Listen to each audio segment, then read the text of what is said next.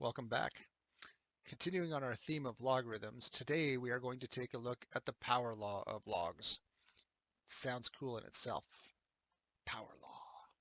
Anyway, let's jump over and take a look at what today's lesson is all about.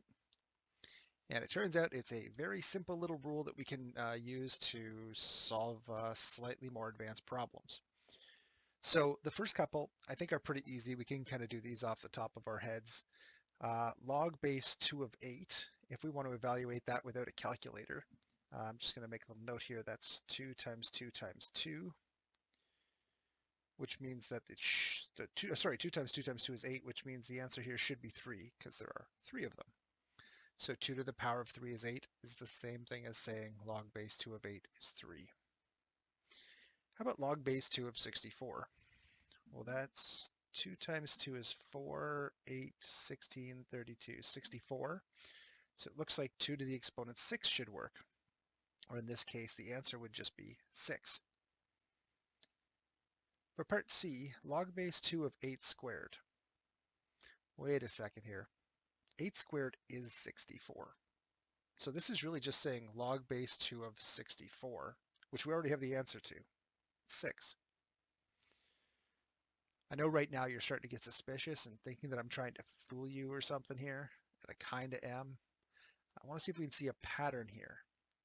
So log base 2 of 8 squared is log base 2 of 64, but it's also twice log base 2 of 8. It's twice the answer that we got for the part A. Twice the answer of part A. Suspicious. Okay, let's keep going. Log base 10 of 1,000. I didn't have to write the log base 10, but I did. Log of 1,000 either way is just 3. Log base 10 of, that's a big number. That's actually a billion. And a billion has 12 zeros. So log base 10 of a billion is 12. Now I want to do log base 10 of 1,000 to the power of 4. Here's a little hint. 1,000 to the power of 4 is 1 billion, which means that this is also equal to 12.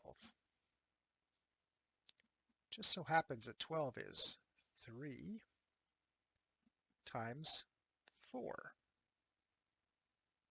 Aha. So this looks like this, except for the power of 4 on the end.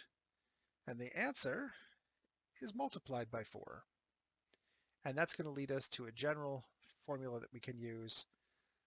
Log base b of x to the n is the same thing as n times the log base b of x. So if we're taking the log of something that has an exponent on it, we can just bring that exponent out to the front and not worry about it. And that's going to make our lives a little bit easier. So for example, in 2a, I could just rewrite this as 4 log base 3 of 9. And log base 3 of 9 is just saying what power do I put on a 3 to get 9, and the answer is 2. So the answer to that is 8. For part B, log base 2 of 8 to the exponent 5. Just going to bring that 5 in front. Log base 2 of 8 is just 3, since 2 cubed is 8. And we have 15.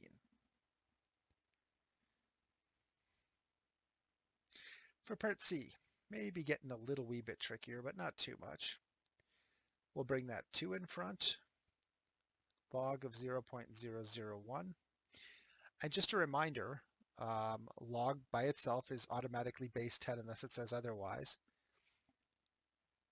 And that's kind of the same thing as saying base 10 of 10 to the negative 3. So this is just going to be 2 to the negative 3 or negative 6. How about this last one here? Well, I could write this as log base 5 of 125 to the 1/2. All a square root is an exponent of a half. So now that becomes 1/2 log base 5 of 125. And to get 5 to 125, that would be to a power of 3. So that's just going to be 1/2 times 3. And the answer to our question then is 3/2. Okay, so this power law is not that tricky to use. Bring the exponent in front and then just go nuts and do what we've done before. So let's keep going and see what we do next. I guess technically this isn't anything new. We actually saw this the other day where we could rewrite log base b of m, or whatever number, it doesn't matter what it is, I chose m as our variable here, is equal to log of m over log of b, and that would be log base 10 of m over log base 10 of b, but either way, something our calculator can do nicely. Now here's the reason it worked, and I'm going to start off with just saying x equals log base b of m. Now doing it this way is just a little trick. I'm saying whatever my answer is, it must be equal to x. So what can I do to both sides? Well, I suppose I could rewrite this as an exponential function, and that would be the base b to the exponent x equals m. Okay, so what? Now that I've written it in exponential form, I'm actually going to take the log of both sides, which seems kind of crazy. But I'm going to write this as log b to the x equals log m. From there, I can use my power rule on the left-hand side, bring that x in front because it's the exponent, which gives me x log b equals log m, and then divide both sides by log b.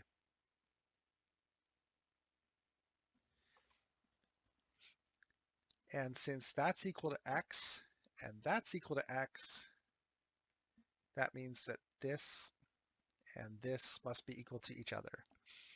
And therefore, I have been able to show this. So the equation that we've been using for a while is actually just the power law expressed in a weird way. Let's try a couple of word problems.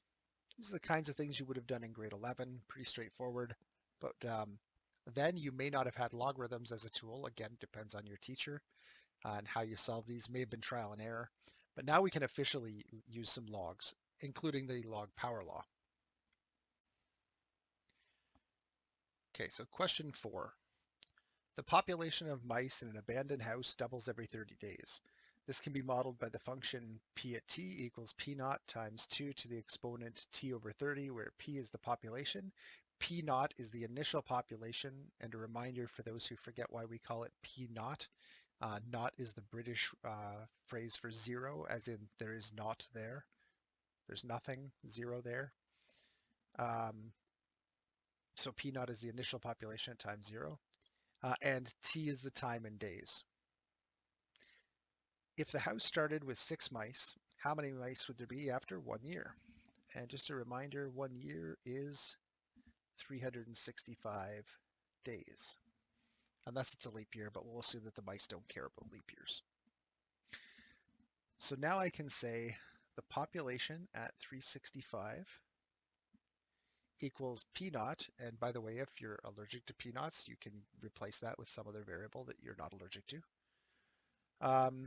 P naught in this case is 6 times 2 to the 365 over 30. And if you think of 365 over 30, it's going to be just bigger than 12, which makes sense because it doubles every month roughly. Okay, now we got to be a little wee bit careful here because we have to use our calculator properly and BEDMAS. So I'm going to do the exponent before I do the multiply by 6. So I'm going to put 2 to the exponent, and I'm going to put a bracket there so I don't screw this up. 365 divided by 30, end bracket. And then that part is going to be 4,597.6. Now we multiply by 6, and I get out a incredible 27,585.6. I'm going to round that up, only because for this application, we're talking about the number of mice at a house, and hopefully it's not a fraction. As somebody who owned a house that was overrun by mice, I will tell you this equation seems very realistic to me. Yeah, that's another story for another day. But anyway, we can then say, therefore, there will be about 27,586 mice after 1 year. I'll tell you from a biological point of view, this isn't exact. There starts to become food issues and everything, but for our modeling purposes, this seems pretty decent. Now for part B. Oh, I should point out, part A, you could have solved in grade 11 easily. Part B, you may have been given in grade 11, but probably had to solve using trial and error or a little bit of guess and check, which actually is trial and error, so same thing. But now that we have logarithms, maybe we can do it a little differently. How long would it take for the population of mice to reach 10,000? Well, 10,000 would be the population. The initial population, still 6. And then we have 2 to the exponent t over 30. I'm going to divide both sides by 6. 10,000 divided by 6 is 1,666.6 repeating. I'll just round that off to 0.7.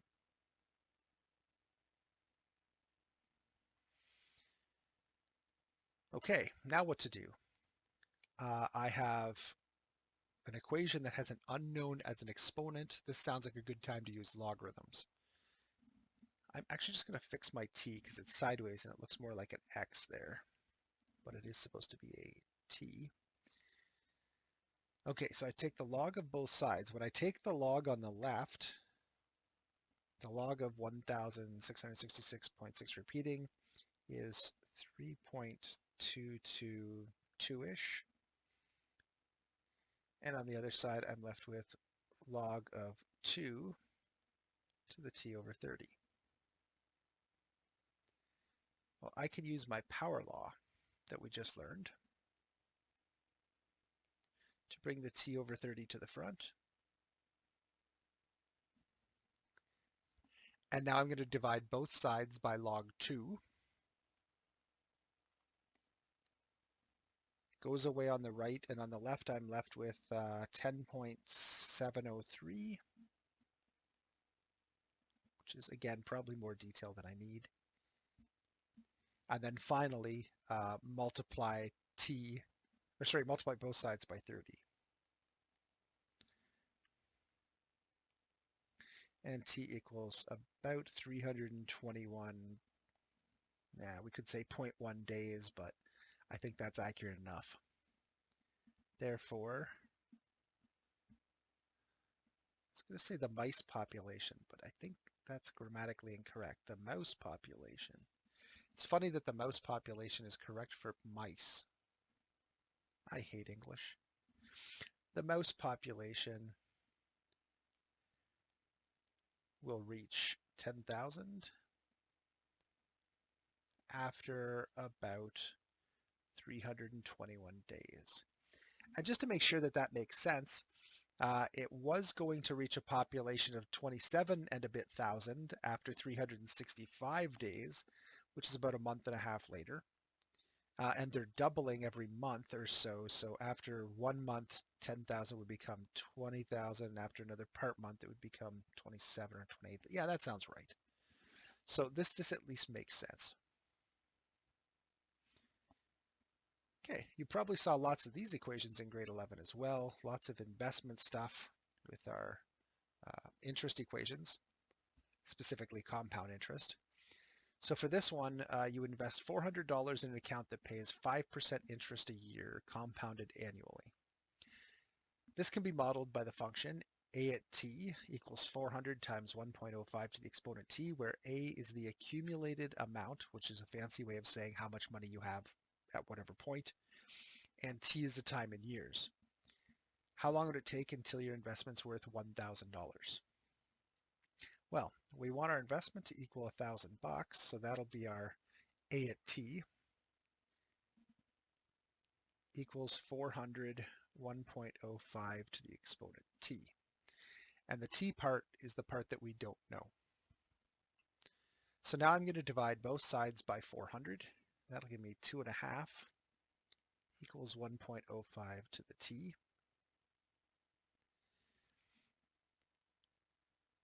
And now I can write this as a logarithm if I wish, but I'm actually going to use just the straight up log of both sides.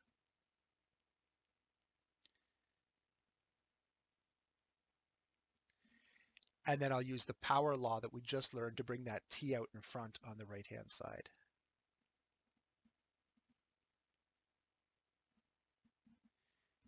And that means that t will be the log of 2.5 over the log of 1.05.